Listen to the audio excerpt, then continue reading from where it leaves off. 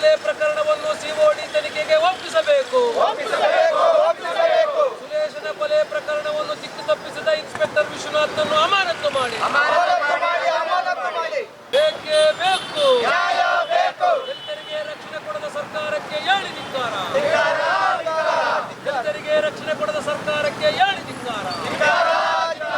ದಲಿತ ಯುವಕರನ್ನು ರಕ್ಷಣೆ ಮಾಡದ ಪೊಲೀಸ್ ಇಲಾಖೆಗೆ ಹೇಳಿ ಧಿಕ್ಕಾರ. ಕೊಲೆಯನ್ನು ಮರೆಮಾಚಲು ಹೊರಟಿರುವ ಇನ್ಸ್ಪೆಕ್ಟರ್ ತಿಪ್ಪೇಸ್ವಾಮಿಯನ್ನು ಅಮಾನತು ಮಾಡಿ. ಕೊಲೆ ಪ್ರಕರಣವನ್ನು ತಿರುಚಲು ಹೊರಟಿರುವ ಇನ್ಸ್ಪೆಕ್ಟರ್ ವಿಶ್ವನಾಥನ್ನು ಅಮಾನತು ಮಾಡಿ. ಕೊಲೆ ಪ್ರಕರಣದ ಸಾಕ್ಷಿಗಳನ್ನು ನಾಶ ಮಾಡಿದ ಇನ್ಸ್ಪೆಕ್ಟರ್ ವಿಶ್ವನಾಥನ್ನು ಸೇವೆಯಿಂದ ಅಮಾನತು ಮಾಡಿ. ದಾಸ್ತುಪುರ ಸುರೇಶನ ಕೊಲೆ ಪ್ರಕರಣವನ್ನು ಸಿಐಡಿ ತನಿಖೆಗೆ ಒಪ್ಪಿಸಬೇಕು. ದಾಸ್ತುಪುರ ಸುರೇಶನ ಕೊಲೆ ಪ್ರಕರಣವನ್ನು ಸಿಐಡಿ ತನಿಖೆಗೆ ಒಪ್ಪಿಸಬೇಕು. ಬೇಕೇ ಬೇಕು. ಬೇಕೇ ಬೇಕು. ಸುರೇಶನ ಕೊಲೆ ಪ್ರಕರಣವನ್ನು ಸಿಐಡಿಗೆ ಒಪ್ಪಿಸಬೇಕು. ಪ್ರಕರಣವನ್ನು ತಿರುಚಲು ಹೊರಟಿರುವ ಇನ್ಸ್ಪೆಕ್ಟರ್ ವಿಶ್ವನಾಥ್ನನ್ನು ಮಂಪರು ಪರೀಕ್ಷೆಗೆ ಒಳಪಡಿಸಬೇಕು. ಕೊಲೆ ಪ್ರಕರಣವನ್ನು ತಿರುಚಲು ಹೊರಟಿರುವ ಇನ್ಸ್ಪೆಕ್ಟರ್ ವಿಶ್ವನಾಥ್ನನ್ನು ಮಂಪರು ಪರೀಕ್ಷೆಗೆ ಒಳಪಡಿಸಬೇಕು. ಬೇಕೇ ಬೇಕು. ಬೇಕೇ ಬೇಕು. ಕೊಲೆ ಪ್ರಕರಣವನ್ನು ಅಪಘಾತವೆಂದು ಬಿಂಬಿಸುತ್ತಿರುವ ಇನ್ಸ್ಪೆಕ್ಟರ್ ತಿಪ್ಪೇಸ್ವಾಮಿಯನ್ನು ಸೇವೆಯಿಂದ ವಜಾ ಮಾಡಿ. ಕೊಲೆ ಪ್ರಕರಣವನ್ನು ತಿರುಚಲು ಹೊರಟಿರುವ ಇನ್ಸ್ಪೆಕ್ಟರ್ ತಿಪ್ಪೇಸ್ವಾಮಿಯನ್ನು ಸೇವೆಯಿಂದ ವಜಾ ಮಾಡಬೇಕು. ಬೇಕೇ ಬೇಕು. ಪೊಲೀಸರಿಗೆ ಸುಳ್ಳು ಮಾಹಿತಿ ಕೊಟ್ಟ ಪೊಲೀಸು ಬಿಸಿ ಆಗಿರ್ತಕ್ಕಂಥ ಹರೀಶ್ ರವರನ್ನು ಬಂಧಿಸಬೇಕು. ಇನ್ಸ್ಪೆಕ್ಟರ್ ವಿಶ್ವನಾಥನ ಮೇಲೆ SC/ST ದೌರ್ಜನ್ಯ ಕಾಯ್ದೆಯಡಿ ದೂರು ದಾಖಲಿಸಬೇಕು. ದಲಿತ ಯುವಕನ ಕೊಲೆಯನ್ನು ಮರೆಮಾಚಿರುವ ಇನ್ಸ್ಪೆಕ್ಟರ್ ಮೇಲೆ ಅಟ್ರಾಸಿಟಿ ಕೇಸ್ ದಾಖಲಿಸಲೇಬೇಕು. ಬಾಬಾ ಸಾಹೇಬ್ ಅಂಬೇಡ್ಕರ್ ಅವರ ಹೋರಾಟಕ್ಕೆ. ಬಾಬಾ ಸಾಹೇಬ್ ಅಂಬೇಡ್ಕರ್ ಅವರ ಹೋರಾಟಕ್ಕೆ. ದಾಸ್ತುಪುರ ಸುರೇಶನ ಕೊಲೆ ಪ್ರಕರಣವನ್ನು ಸಿಒಡಿ ತನಿಖೆಗೆ ಒಪ್ಪಿಸಬೇಕು. ಕೊಲೆ ಪ್ರಕರಣದ ತನಿಖೆಯನ್ನು ದಿಕ್ಕು ತಪ್ಪಿಸಿದ ಇನ್ಸ್ಪೆಕ್ಟರ್ ವಿಶ್ವನಾಥ್ಗೆ.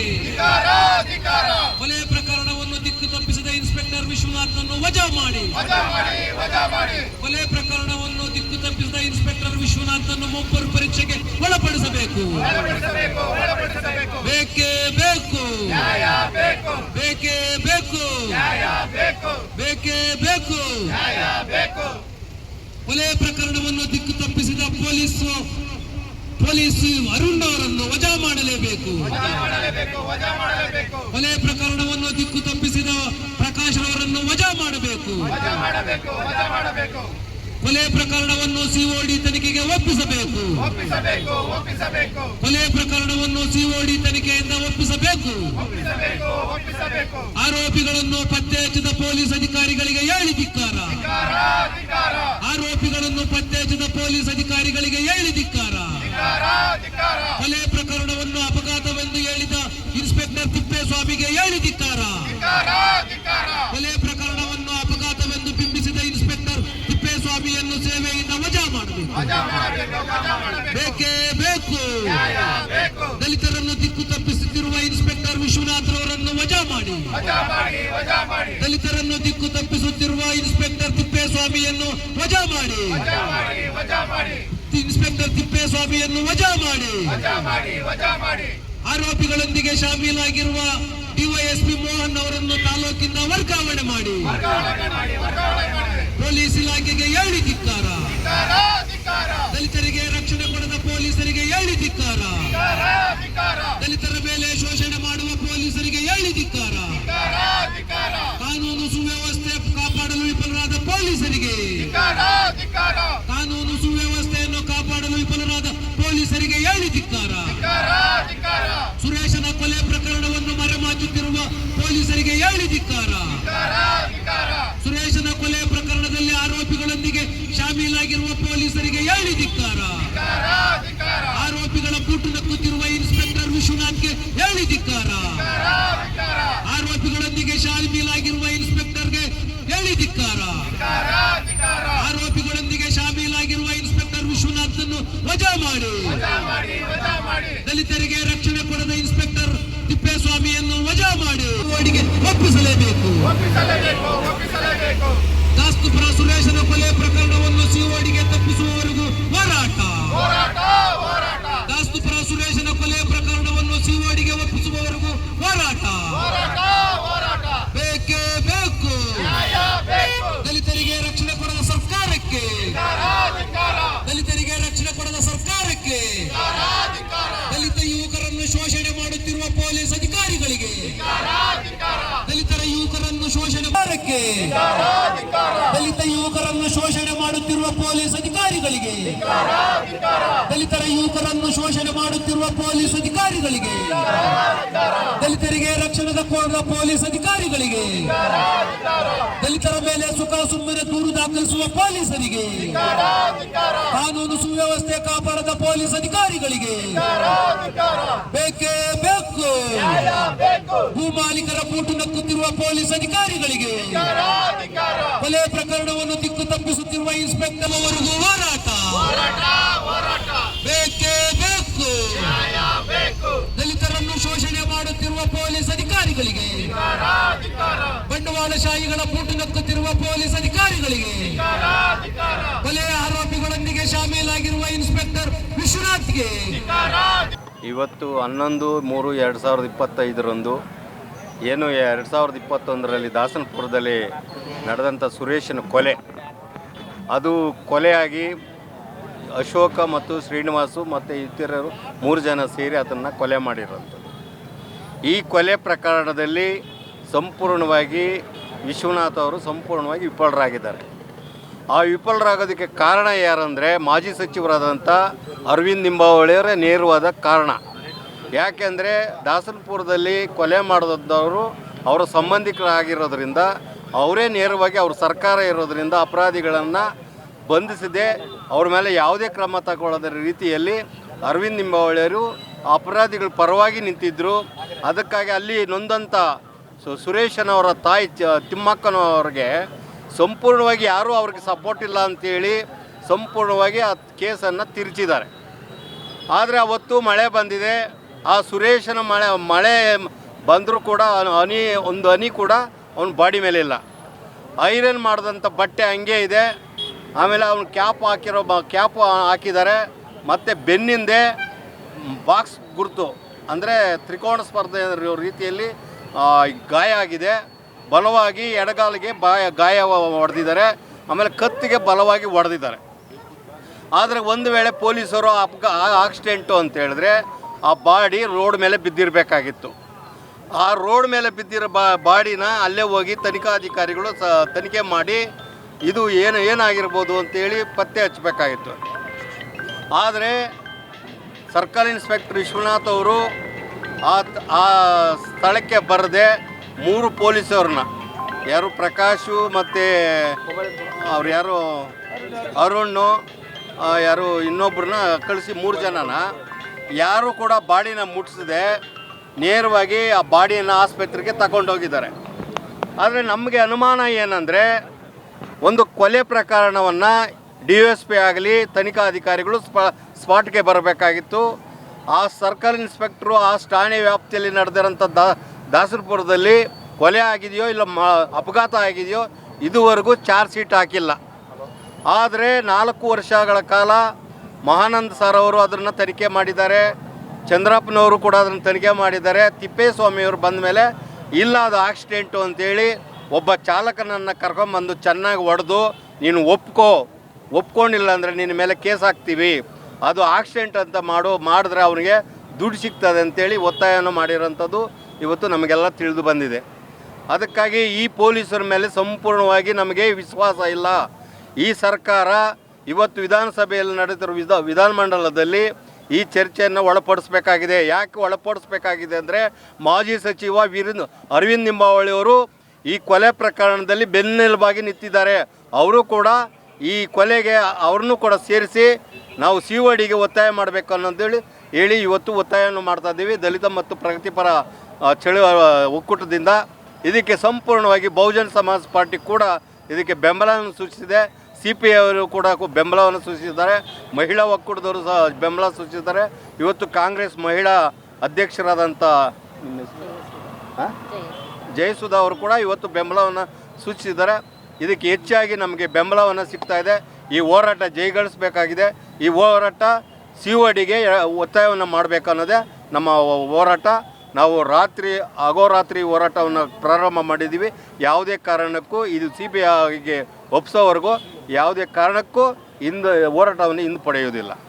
ಆತ್ಮೀಯ ಬಹುಜನ ಬಂಧುಗಳೇ, ಯಾಕೆ ಇಲ್ಲಿ ನಾವು ಸಂಘಟನೆ ಪರಪರ ಎಲ್ಲ ಸಂಘಟನೆ ಒಕ್ಕೂಟದ ಕಾರ್ಯಕ್ರಮವನ್ನು ಇಲ್ಲಿ ಮಾಡ್ತಿದ್ದೆ ಅಂದರೆ ಸುರೇಶ್ ಅವ್ರಿಗೂ ಭಾಳ ಅನ್ಯಾಯ ಆಗಿದೆ.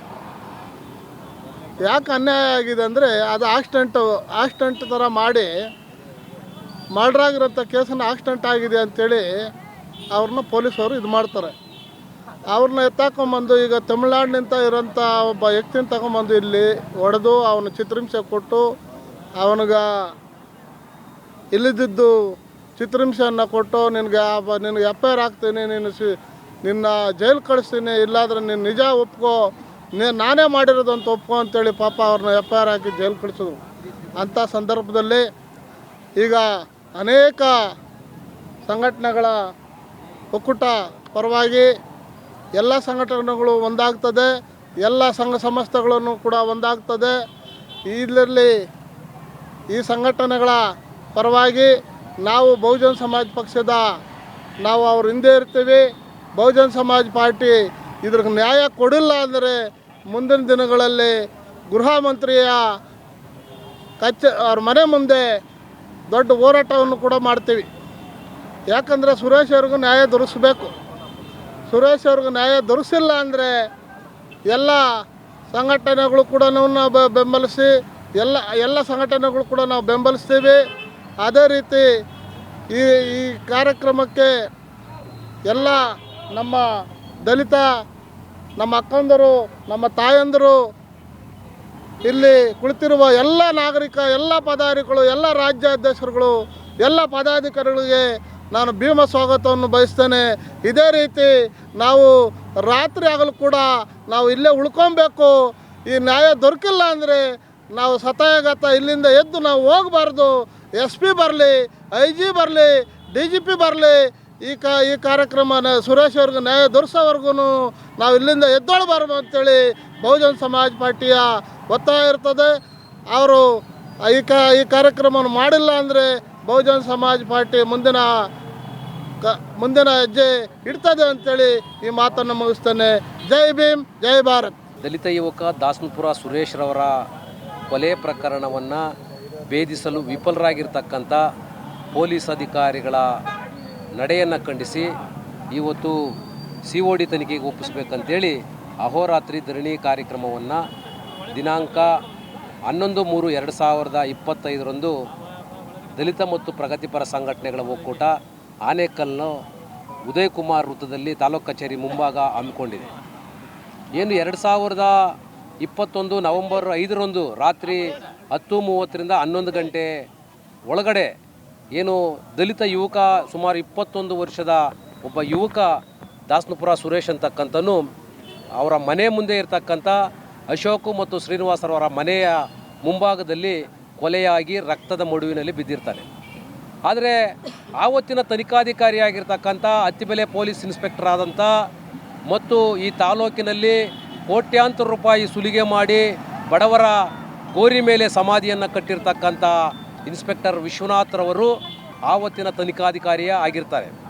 ಆದರೆ ಗ್ರಾಮಸ್ಥರು ಇನ್ಸ್ಪೆಕ್ಟರ್ ವಿಶ್ವನಾಥ್ರವರಿಗೆ ಮಾಹಿತಿಯನ್ನು ಕೊಟ್ಟ ನಂತರ ಬೆಳಿಗ್ಗೆ 6:30ಕ್ಕೆ ಪೊಲೀಸ್ ಪೇದೆಗಳಾದಂಥ ಪ್ರಕಾಶು, ಅರುಣ್, ನಾಗರಾಜ್ರವರನ್ನು ಕಳಿಸಿ ಯಾವುದೇ ಮೇಲಧಿಕಾರಿಗಳ ಗಮನಕ್ಕೆ ತರದೆ ಮತ್ತು ಶ್ವಾನದಳದ ತಂಡಕ್ಕೂ ಮಾಹಿತಿಯನ್ನು ಕೊಡದೆ ವಿಧಿವಿಜ್ಞಾನ ಪ್ರಯೋಗಾಲಯ ಏನು ಫೋರೆನ್ಸಿಕ್ ಲ್ಯಾಬ್ ಇದೆ, ಫೋರೆನ್ಸಿಕ್ ಲ್ಯಾಬ್ ತಜ್ಞರಿಗೂ ಸಹ ಮಾಹಿತಿಯನ್ನು ಕೊಡದೆ ಏಕಾಏಕಿ ಸುರೇಶ್ ರವರ ಮೃತದೇಹವನ್ನು ಪೊಲೀಸರು ತೆಗೆದುಕೊಂಡೋಗಿರ್ತಕ್ಕಂಥದ್ದು ನಾವು ಖಂಡಿಸ್ತೇವೆ.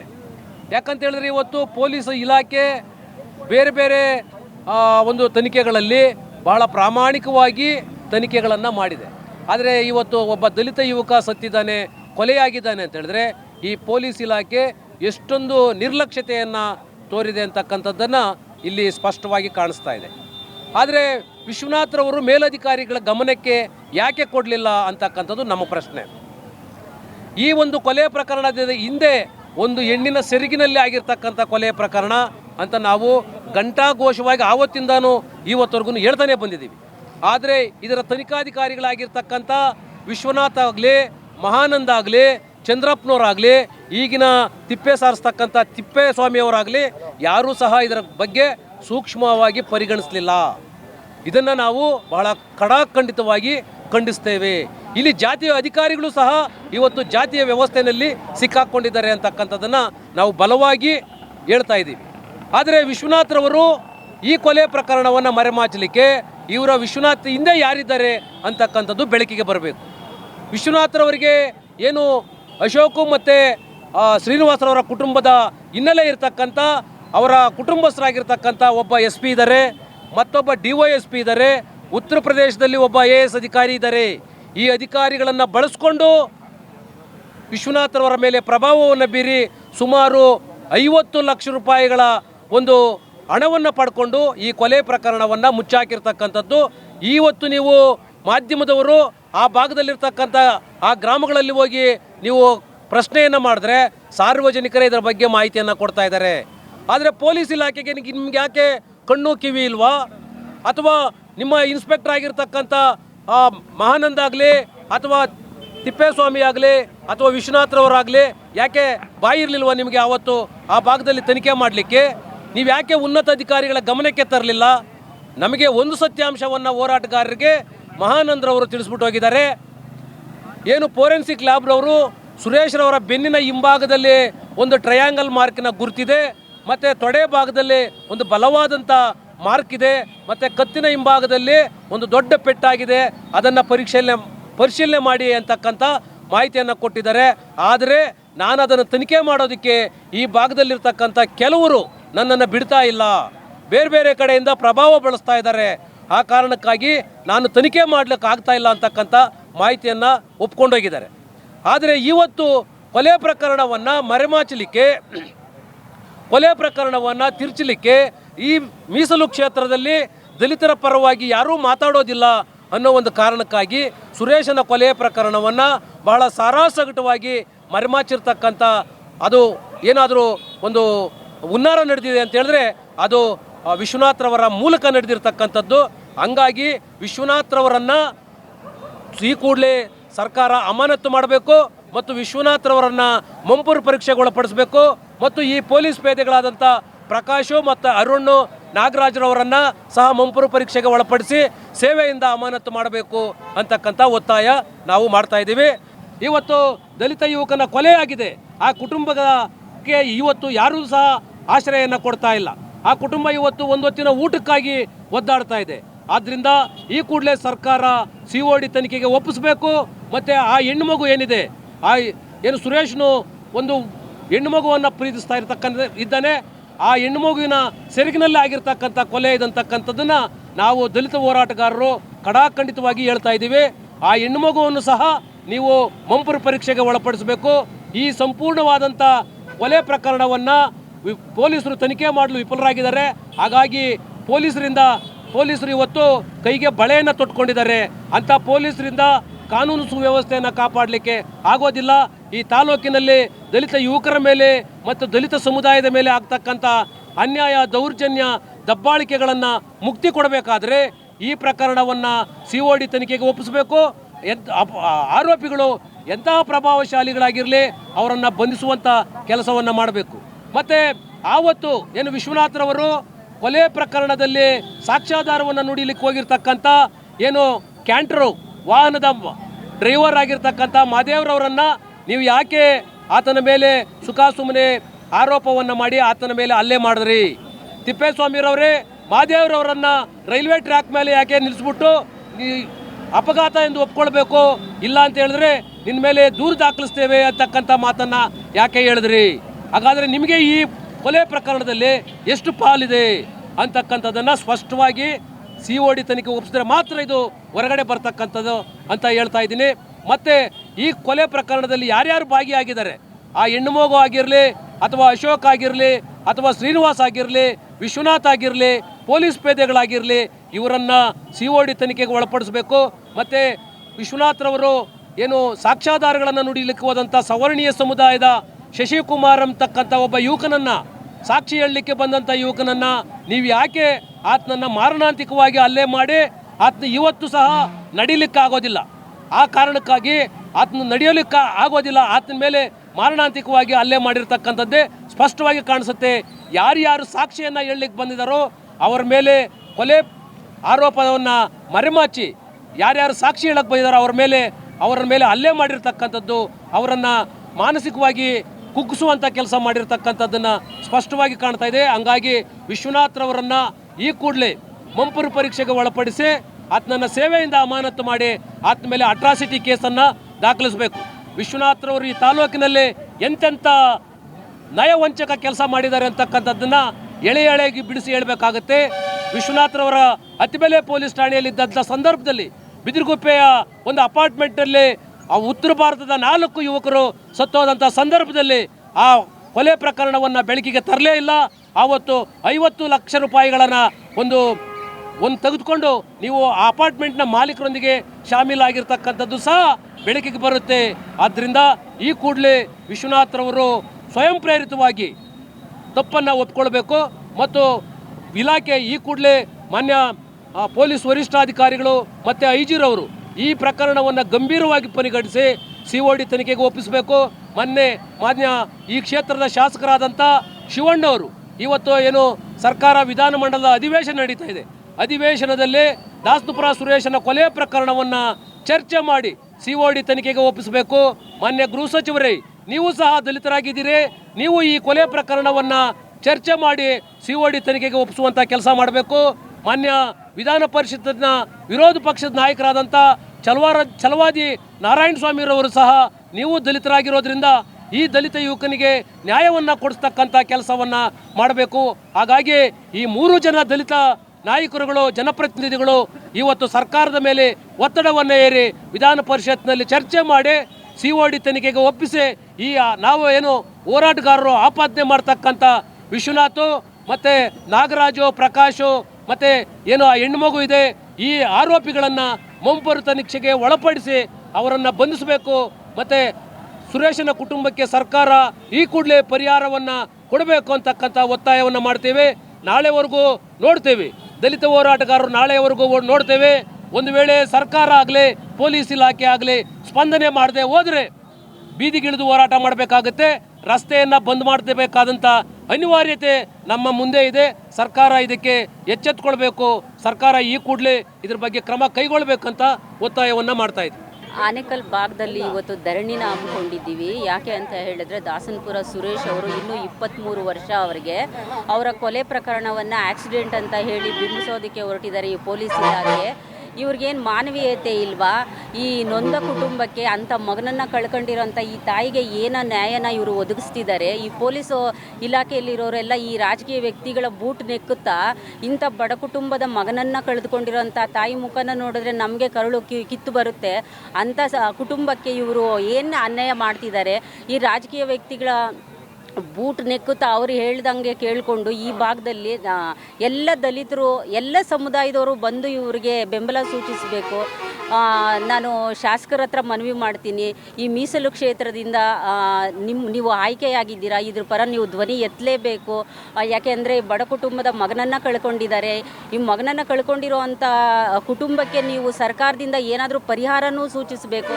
ಯಾಕೆಂದರೆ ಇಲ್ಲಿ ಬೆಳಗ್ಗೆಯಿಂದ ಹೋರಾಟ ಮಾಡ್ತಿದ್ದಾರೆ. ಯಾರೊಬ್ಬರು ಆಗಲಿ, ರಾಜಕೀಯ ವ್ಯಕ್ತಿಗಳಾಗಲಿ, ಇಲ್ಲ ಪೊಲೀಸ್ ಇಲಾಖೆಯವರಾಗಲಿ, ಇಲ್ಲ ಯಾರೇ ಒಬ್ಬರು ಬಂದು ಈ ಕಡೆ ಅವ್ರನ್ನ ತಿರುಗೂ ನೋಡಲಿಲ್ಲ.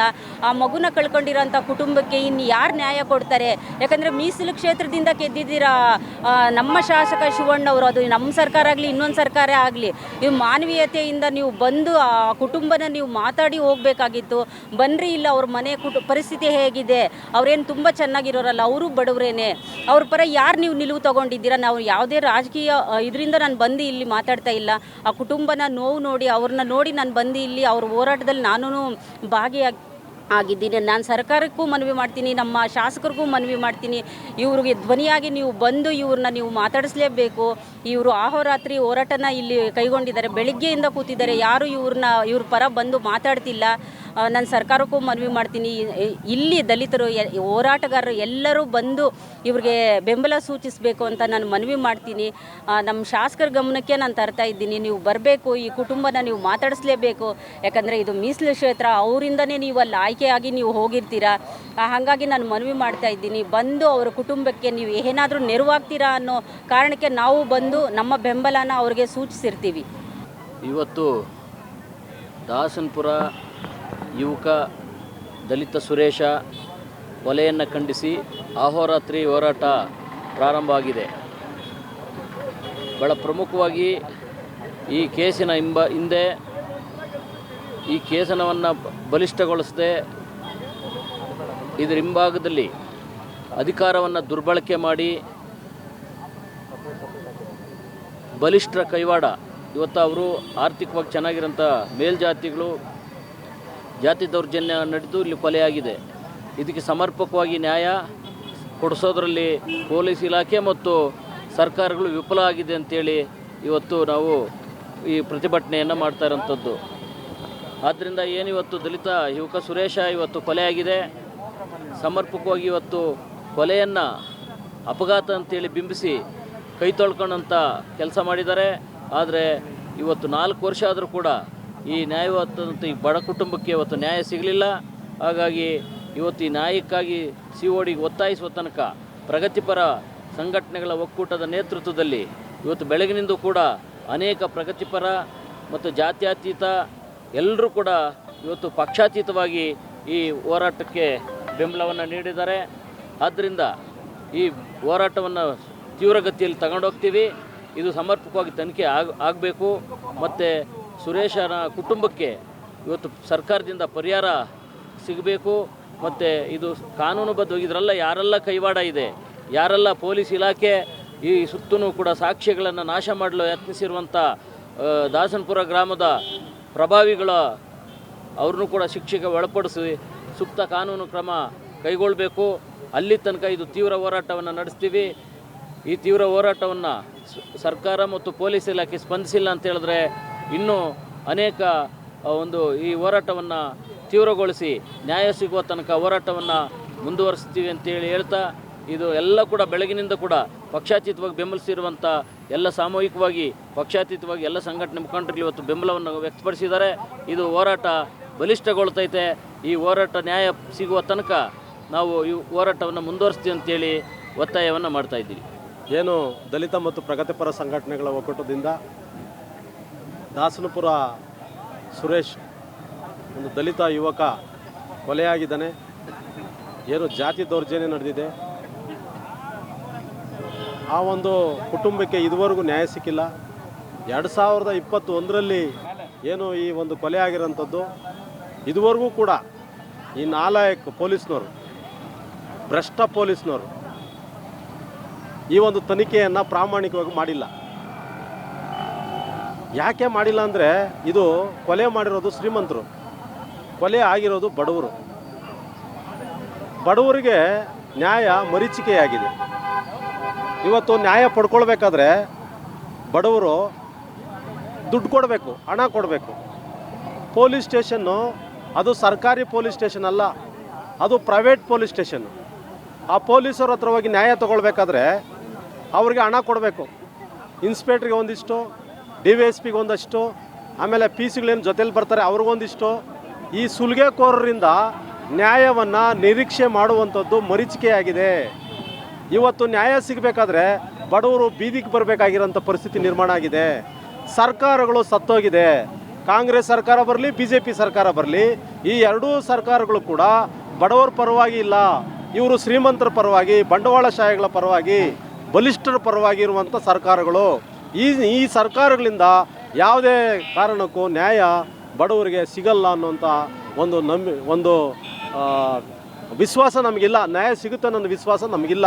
ಹಾಗಾಗಿ ಇವತ್ತು ಎಲ್ಲ ದಲಿತ ಪ್ರಗತಿಪರ ಸಂಘಟನೆಗಳು ಮತ್ತು ಬಹುಜನ ಸಮಾಜ ಪಾರ್ಟಿ ವತಿಯಿಂದ ನಾವು, CPM ಪಕ್ಷದಿಂದ ನಮ್ಮ ಕಾಮ್ರೇಡ್ ಮಾದೇಶ್ವರು, ನಾವೆಲ್ಲರೂ ಕೂಡ ಏನು ಈ ಒಂದು ಘಟನೆಯನ್ನು ಭಾಳ ಉಗ್ರವಾಗಿ ಖಂಡಿಸ್ತಾ ಇದ್ದೀವಿ. ಮತ್ತು ನಮ್ಮ ಏನು ಬಹುಜನ ಸಮಾಜ ಪಾರ್ಟಿ ಈ ಒಂದು ಪ್ರತಿಭಟನೆಗೆ ಸಪೋರ್ಟ್ ಕೊಡ್ತಾ ಇದ್ದೀವಿ. ನಿರಂತರವಾಗಿ ಈ ಒಂದು ಪ್ರತಿಭಟನೆಯಲ್ಲಿ ನಾವಿರ್ತೀವಿ. ಏನು ಸುರೇಶ್ ವಿಚಾರವಾಗಿ ಏನು ಕೊಲೆ ಆಗಿರೋಂಥ ಸುರೇಶ್ ವಿಚಾರವಾಗಿ ನ್ಯಾಯ ಸಿಗೋವರೆಗೂ ಈ ಹೋರಾಟ ನಿಲ್ಲಲ್ಲ. ಈ ಹೋರಾಟ ಈಗ ತಾತ್ಸಾರವಾಗಿ ಈ ಪೊಲೀಸ್ ಇಲಾಖೆ ಮತ್ತು ಅಧಿಕಾರಿಗಳು ನೋಡೋದಾದರೆ ಮುಂದಿನ ದಿನಗಳಲ್ಲಿ ಈ ಹೋರಾಟದ ಒಂದು ರುಚಿಯನ್ನು ನೀವು ಕಾಣಬೇಕಾಗುತ್ತೆ. ಯಾಕೆಂದರೆ ಇದು ಆನೇಕಲ್ ತಾಲೂಕಿನಲ್ಲಿ ದಲಿತ ಪರ ಸಂಘಟನೆಗಳು ಎಷ್ಟು ಗಟ್ಟಿಯಾಗಿದ್ದಾವೆ ಅಂತ ನಿಮಗೆ ಇನ್ನೂ ತಿಪ್ಪೇಸ್ವಾಮಿಗಳು ಗೊತ್ತಿಲ್ಲ. ತಿಪ್ಪೇಸ್ವಾಮಿಗಳು ಪಾಪ ನೀವು ತಾತ್ಸಾರದಿಂದ ಈ ಒಂದು ಏನು ಘಟನೆಯನ್ನು ನೋಡೋದಾದರೆ ನಿಮಗೆ ಇಲ್ಲಿಂದ ಪಾಠ ಕಳಿಸುವಂಥ ಕೆಲಸ ನಾವು ಮಾಡ್ತೀವಿ. ಯಾವುದೇ ಕಾರಣಕ್ಕೂ ಮೇಲಿನ ಅಧಿಕಾರಿಗಳು ಏನು ನಮ್ಮ SP ಇದ್ದಾರೆ, ಏನು ಗೃಹ ಮಂತ್ರಿಗಳಿದ್ದಾರೆ, DIG ಇದ್ದಾರೆ, ಈ ಒಂದು ಘಟನೆಯನ್ನು ಭಾಳ ಏನು ಪ್ರಾಮಾಣಿಕವಾಗಿ ನೀವು ಪರಿಗಣಿಸಿ ಈ ಒಂದು ಘಟನೆಗೆ ನ್ಯಾಯ ಕೊಡಿಸಿಲ್ಲ ಅಂತಂದರೆ ಈ ಏನು ಭ್ರಷ್ಟಾಚಾರದಲ್ಲಿ ಯಾರು ಪಾಲಾಗಿದ್ದಾರೆ, ಏನು ವಿಶ್ವನಾಥ್, ತಿಪ್ಪೇಸ್ವಾಮಿಗಳು, ಇತರ ಪೊಲೀಸ್ನವರು ಯಾರು ಭಾಗಿಯಾಗಿದ್ದಾರೆ ಇವ್ರನ್ನೆಲ್ಲರೂ ಕೂಡ ಸಸ್ಪೆಂಡ್ ಮಾಡಿ ಮನೆಗೆ ಕಳಿಸ್ಬೇಕು. ಏನು ಸುರೇಶನ ಕುಟುಂಬಕ್ಕೆ ನ್ಯಾಯ ಕೊಡಿಸೋದಲ್ದೇ ಈ ಒಂದು ತನಿಖೆಯನ್ನು ಈ ಅಧಿಕಾರವನ್ನು ದುರ್ಬಳಕೆ ಮಾಡಿಕೊಂಡು ಪೊಲೀಸ್ನವರು ನಿರ್ಲಕ್ಷ್ಯತನದಿಂದ ಯಾರು ಈ ಒಂದು ಘಟನೆಯಲ್ಲಿ ಭ್ರಷ್ಟಾಚಾರದಲ್ಲಿ ಮುಳುಗಿದ್ದಾರೆ ಅವರೆಲ್ಲರನ್ನೂ ಕೂಡ ಸಸ್ಪೆಂಡ್ ಮಾಡಬೇಕು. ಮತ್ತು ಕೊಲೆಯಾಗಿರ್ತಕ್ಕಂಥ ಸುರೇಶನ ಕುಟುಂಬಕ್ಕೆ ಸರ್ಕಾರ ಪರಿಹಾರ ಕೊಡಬೇಕು, ಆ ಕುಟುಂಬಕ್ಕೆ ನ್ಯಾಯ ಕೊಡಿಸ್ಬೇಕು ಅನ್ನೋದು ನಮ್ಮ ಒತ್ತಾಯ ಇದೆ. ಈ ಒಂದು ನಮ್ಮ ಒತ್ತಾಯ, ನಮ್ಮ ಹೋರಾಟಕ್ಕೆ ನೀವು ಏನು ಬೆಲೆ ಕೊಡದೇನೆ ತಾತ್ಸಾರದಿಂದ ನೋಡೋದಾದರೆ ಮುಂದಿನ ದಿನಗಳಲ್ಲಿ ಈ ಒಂದು ಹೋರಾಟವನ್ನು ಉಗ್ರ ರೂಪಕ್ಕೆ ತಗೊಂಡೋಗ್ಬೇಕಾಗುತ್ತೆ. ಇದು ರಾಜ್ಯ ಮಟ್ಟಕ್ಕೆ ತಗೊಂಡೋಗ್ಬೇಕಾಗುತ್ತೆ. ಏನು ಬಹುಜನ ಸಮಾಜ ಪಾರ್ಟಿ ಮತ್ತು ದಲಿತ ಪರ ಸಂಘಟನೆಗಳ ಒಕ್ಕೂಟದಿಂದ ಏನು ಗೃಹ ಮಂತ್ರಿ ಪರಮೇಶ್ವರ್ ಅವರಿದ್ದಾರೆ, ಇವರು ಮನೆಗೆ ಗೆರವು ಮಾಡಬೇಕಾಗಿರೋಂಥ ಒಂದು ಕೆಲಸವನ್ನು ನಾವು ಮಾಡಬೇಕಾ ಅಂತೇಳಿ ನಾವು ಗೃಹ ಮಂತ್ರಿಗಳಿಗೆ ಎಚ್ಚರಿಕೆಯನ್ನು ಕೊಡೋದಕ್ಕೆ ಬಯಸ್ತೇವೆ. 2020ನೇ ಇಸ್ವಿಯಲ್ಲಿ ನಡೆದಕ್ಕಂಥ ದಾಸನಪುರ ಸುರೇಶ್ ಅವರ ಕೊಲೆ ಆಗಿತ್ತು. ಆ ಕೊಲೆಯನ್ನು ಈ ಪೊಲೀಸ್ ಇಲಾಖೆಯವರು ಅದು ಕೊಲೆಯಲ್ಲ ಒಂದು ಅಪಘಾತ ಒಂದು ನಿರ್ಣಯ ಮಾಡಿರ್ತಾರೆ. ಇದು ಕೊಲೆ ಎಂದು ನಮಗೆ ಶಂಕೆ ಇರೋದು ಕಾರಣದಿಂದ ನಾವು ಇವತ್ತು ಅಹೋರಾತ್ರಿ ಧರಣಿಯನ್ನು ದಲಿತ ಮತ್ತು ಪ್ರಗತಿಪರ ಹೋರಾಟಗಳ ಒಕ್ಕೂಟ ಏನಿದೆ, ಒಕ್ಕೂಟದ ವತಿಯಿಂದ ಇವತ್ತು ಅಹೋರಾತ್ರಿ ಧರಣಿಯನ್ನು ಹಮ್ಮಿಕೊಂಡಿದ್ದೀವಿ. ಈ ನಿಟ್ಟಿನಲ್ಲಿ ಈ CODಗೆ ಈ ಕೇಸನ್ನು ವರ್ಗಾವಣೆ ಮಾಡಬೇಕು. ಯಾರು ಅಪರಾಧಿಗಳಿದ್ದಾರೆ ಆ ಅಪರಾಧಿಗಳಿಗೆ ಏನು ಶಿಕ್ಷೆ ಆಗಬೇಕು. ಈ ನಿಟ್ಟಿನಲ್ಲಿ ಇವತ್ತು ಹೋರಾಟವನ್ನು ಹಮ್ಮಿಕೊಂಡಿದ್ದೀವಿ. ಅದೇ ರೀತಿ ಏನು ಇವತ್ತು ಇಡೀ ಕರ್ನಾಟಕದಾದ್ಯಂತ ನಮ್ಮ ದಲಿತ ಶಾಸಕರುಗಳು ಆಗಿ ಗೆದ್ದಿರ್ತಕ್ಕಂಥ ಶಾಸಕರು ಇದರ ವಿರುದ್ಧವಾಗಿ ವಿಧಾನಸಭೆಯಲ್ಲಿ ಧ್ವನಿಯನ್ನು ಎತ್ತಬೇಕು. ಈ ನಿಟ್ಟಿನಲ್ಲಿ ಇವತ್ತು ಭಾರತೀಯ ಭೀಮಸೇನೆ ಸಂಘಟನೆ ಒತ್ತಾಯ ಮಾಡ್ತಿದೆ.